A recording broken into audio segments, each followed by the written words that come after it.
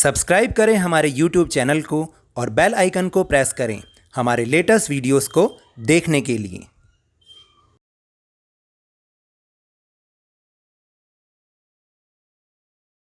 मैंने इंस्टा पर भी अपनी आईडी बना ली है, लवनीश सर की क्लास _22। आप चाहें तो इसको भी फॉलो करके जो रोज़ की नई अपडेटेड वीडियोस हैं उनको आप यहाँ पर भी देख सकते हैं। Hello and welcome to Lavneesh sir की क्लास।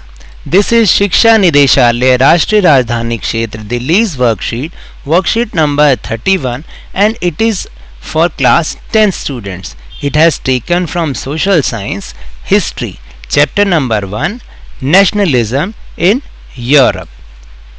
और आज का जो ये चैप्टर है इसमें हम पढ़ेंगे कि किस तरह से यूरोप में नेशनलिज्म राइज हुआ।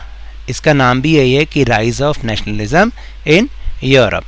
तो अगर हम ध्यान से देखें यहाँ पर एक पिक्चर गिवन है जो कि जिसमें एक बहुत बड़ी स्टैचू है और बहुत सारे लोग बहुत लंबी लाइन में खड़े हुए हैं और उनके हाथ में बहुत अलग अलग कंट्रीज़ के फ्लैग हैं।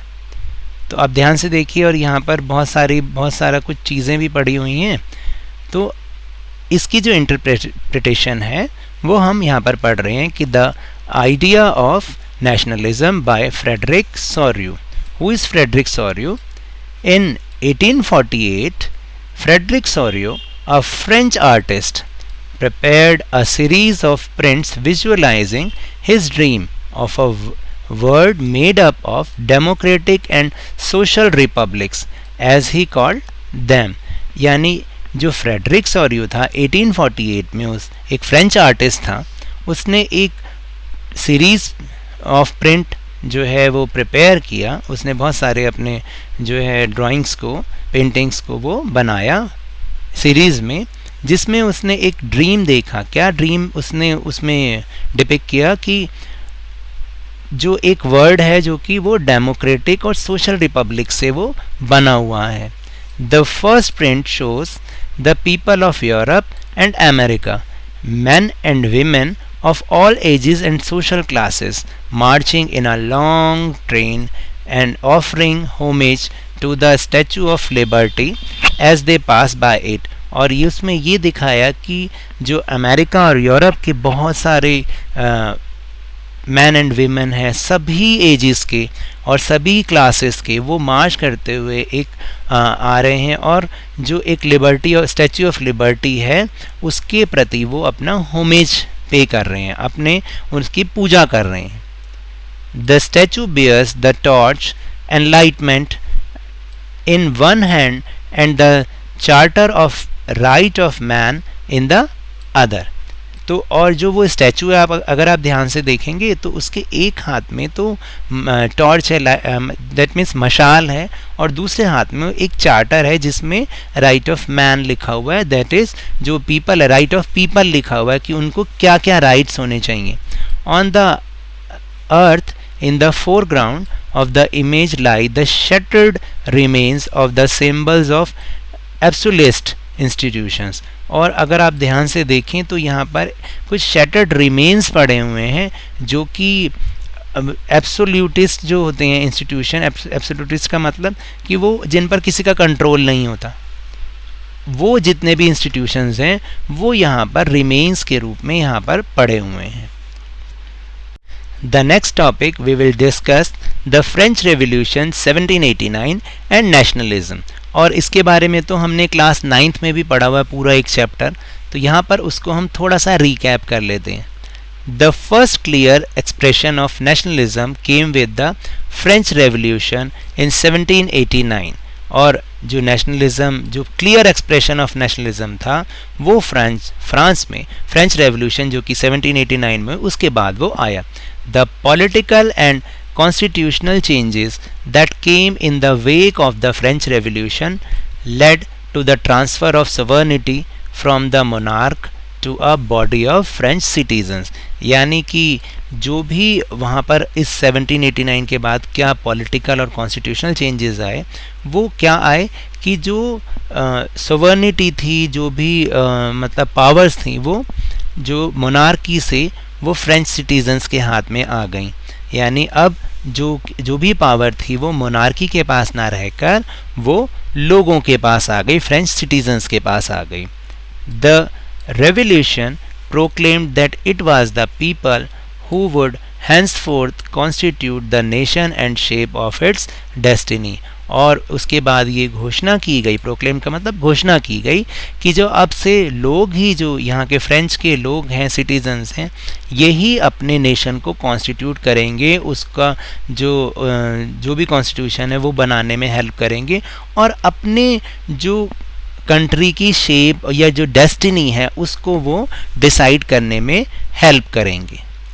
During the 19th century, nationalism emerged as a force which brought about sweeping changes in the political and mental world of Europe।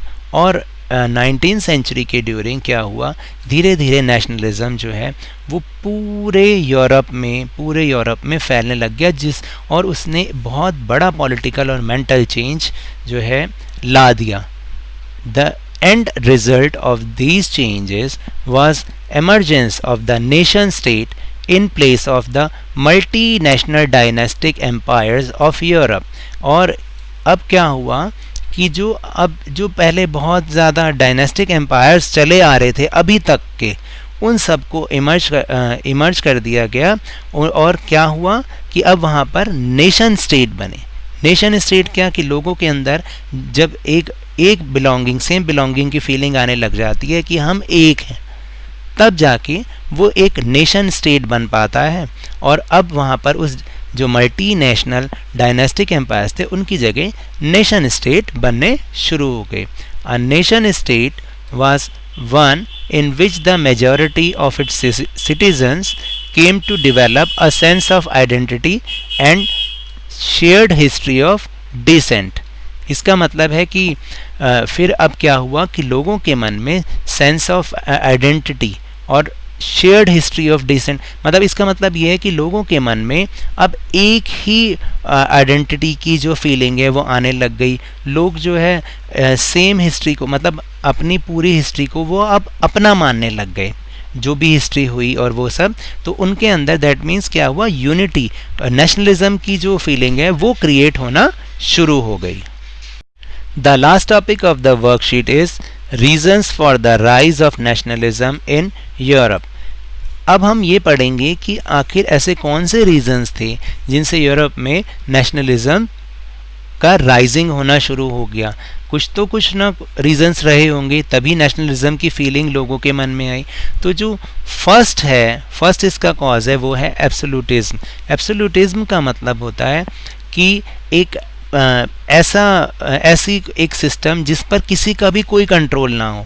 और हम सब जानते हैं, क्योंकि हमने 9th स्टैंडर्ड में भी जब फ्रेंच रेवोल्यूशन वाला लेसन पढ़ा था तो हमने यही पढ़ा था कि किस तरीके से ना केवल फ्रांस में बल्कि जो उसकी नेबरिंग कंट्रीज़ हैं सभी में ही जो मतलब मोनार्की थी, और मोनार्की भी ऐसी थी कि वहाँ का जो किंग्स होते थे वो केवल अपनी सुनते थे, अपनी चलाते थे, उन्हें लोगों से कोई मतलब नहीं होता था। तो ऐसे में लोग जो है बिल्कुल फेडअप हो गए थे, क्योंकि उन्हें तो लोगों की तो परवाह थी नहीं कि वो टैक्सेस पे कर सकते हैं नहीं कर सकते, या उनकी इकोनॉमिक कंडीशन किस तरीके से है। तो इस तरह से लोगों के मन में जो मोनार्की थी उसके प्रति लोगों के मन में बहुत ज़्यादा गुस्सा हो गया। Second reason is spread of liberal ideas. जो ये लिबरल आइडियाज़ हैं ये भी बहुत हद तक नेशनलिज्म के लिए बहुत ज़्यादा रिस्पॉन्सिबल हैं। जैसे कि हमने फ्रेंच रेवोल्यूशन वाले लेसन में पढ़ा था कि 2 पर्सन्स थे, मिराबियो एंड आबेसिए, वो बहुत लिबरल आइडियाज़ वाले लोग थे। हालांकि वो आपको पता होगा कि वो फर्स्ट स्टेट और सेकंड स्टेट से कंसर्ट रखते थे, लेकिन फिर भी वो ये समझते थे कि जो भी सिस्टम है वो सही नहीं है। तो इसलिए ऐसे जो लिबरल आइडियाज़ वाले लोग थे उन्होंने अपने इन जो भी आइडियाज़ हैं उन लोगों तक उनको पहुंचाया, और वो जो है नेशनलिज्म डेवलप करने में बहुत हेल्पफुल हुआ। Third is slogan of liberty, equality and fraternity. यानी ये 3 जो चीज़ें कि लिबर्टी की जो फीलिंग होनी चाहिए कि अब हमें बस लिबर्टी चाहिए क्योंकि बहुत हो गया, ठीक है, और फिर इक्वालिटी चाहिए क्योंकि आपने देखा होगा कि फ्रेंच रेवोल्यूशन वाले लेसन में इक्वालिटी नहीं थी। फर्स्ट और सेकंड वालों को तो बहुत ज़्यादा रियायत दे रखी थी, बहुत ज़्यादा उनको जो है सब चीज़ माफ़ थी, जो उनको टैक्स था वो सब चीज़ें माफ़ थी। जो थर्ड एस्टेट था सारा का सारा जितना भी बर्डन था वो थर्ड एस्टेट पर आ गया। और फिर एक फेटर्निटी वाली जो फीलिंग हुई कि फेटर्निटी का मतलब है कि सब हम एक दूसरे को भाई समझें, चाहे वो कंट्री के किसी भी पार्ट में रहने वाला पर्सन क्यों ना हो, लेकिन वो हमारा अपना है। तो ये सब चीज़ें, ये फीलिंग्स जब धीरे धीरे यूरोप के लोगों के मन में आने लग गई, तब ये नेशनलिज्म का भी राइज धीरे धीरे यूरोप में होने लग गया। और फिर लास्ट रीज़न है role of educated middle class. Middle class educated होने का फ़ायदा ये मिला कि हालांकि मैं बार बार फ्रेंच रेवोल्यूशन की बात कर रहा हूँ क्योंकि मेन जो फर्स्ट इम्प्रेशन था नेशनलिज्म का वो वहीं से ही स्टार्ट हुआ था। तो आपने भी देखा होगा कि वहाँ पर जो मिडिल क्लास के लोग थे, हालांकि वो भी थर्ड एस्टेट में आते थे और उन्हें भी सारा का सारा टैक्सेस उनको पे करने पड़ते थे। लेकिन जब से फिर ये लोग एजुकेटेड होने लग गए और लोगों को पता चला कि ये चीज़ गलत है, तो उन्होंने बहुत ज़्यादा हेल्प की इस चीज़ को हटाने के लिए और उन्होंने लोगों को इकट्ठा किया, लोगों से इसके बारे में बात की और धीरे धीरे लोग गैदर होना शुरू हुए और एक नेशनलिज्म का राइज होना शुरू हो गया। So students, now we discuss our question answer section. Question number 1 is the French Revolution of 1789 was the first clear expression of nationalism. Explain. Answer is the first clear manifestation of nationalism coincided with the French Revolution in 1789. With the political and constitutional changes that took place from the French Revolution, sovereignty shifted from the monarchy to the group of French citizens. और ये हमने अभी ऊपर discuss भी किया कि किस तरह से कि उस फ्रेंच रेवोल्यूशन के बाद जो 1789 में हुआ, sovereignty जो है वो शिफ्ट हो गई monarchy to the group of French citizen. The second question is, what was absolutism? Why do its remains lie shattered on the ground?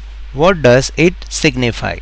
Answer is, absolutism means that there is no control over anyone. That is, no one has control. In France and its neighboring countries, this type of autocratic rule was maintained. Here kings had no control. Due to this, the general public used to get upset. Demolished remains of autocratic institutions are scattered on the ground in front of the statue, which shows that autocratic governance has no place in front of democracy. आपको समझ में आई इसकी बात, थोड़ी थोड़ी सी समझ में आई कि किस तरह से जो एब्सोल्यूटिज्म का मतलब होता है कि किसी के ऊपर भी कोई कंट्रोल ना होना। और फ्रांस में भी ऐसा था और उसकी नेबरिंग कंट्री में भी ऐसा ही था कि वहाँ जो रूल था वो सारा का सारा ऑटोक्रेटिक था, मतलब एब्सोल्यूटिज्म वाला वहाँ पर जो है रूल चल रहा था। वहाँ किंग के ऊपर कोई कंट्रोल नहीं था, इसलिए पब्लिक जो है वो अपसेट हो गई थी। और जो डिमोलिश रिमेन्स हैं वो इंस्टीट्यूशंस के इनके वो जो ग्राउंड पर बिखरे हुए हैं स्टैचू के सामने, वो ये शो करते हैं कि जो ऑटोक्रेटिक गवर्नेंस होता है, जो एब्सोल्यूटिज्म होता है, उसका कोई प्लेस नहीं है डेमोक्रेसी के सामने। Now the question number is 3rd. Right the nature of European nationalism in 19th century. Answer is, during the 19th century, nationalism emerged as a force that brought tremendous changes in the political and mental world of the Europe. These changes eventually led to the emergence of a nation state in place of Europe's multinational dynastic kingdoms. Not only its rulers but most of its citizens had a sense of shared identity and a sense of shared history or heritage. ये भी हमने ऊपर discuss किया कि किस तरह से 19 centuries के दौरान नेशनलिज्म जो है वो पूरे यूरोप में किस तरीके से चेंज लेकर आया, पॉलिटिकल और मेंटल चेंज लेकर आया, और इस तरीके से वहाँ पर अब नेशन स्टेट बनने लग गए। किसकी जगह पर, किसके प्लेस पर? जो यूरोप के मल्टीनेशनल डायनेस्टिक किंगडम्स थे उनकी जगह पर अब नेशन स्टेट बनना शुरू हो गए। और धीरे धीरे लोगों के मन में जो है वो सेम बिलोंगिंग की या शेयर्ड हिस्ट्री और हेरिटेज की या शेयर्ड आइडेंटिटी की फीलिंग वो लोगों के मन में आने लग गई और इससे नेशनलिज्म को जो है राइज होने में बहुत ज़्यादा हेल्प मिली. And the question number 4 is identify the important features of prints prepared by Frederic Sorrieu's. जो फ्रेडरिक सॉर्यू ने प्रिंट्स प्रिपेयर किए थे उसके इम्पॉर्टेंट फीचर्स को हमने यहाँ पर लिखना है.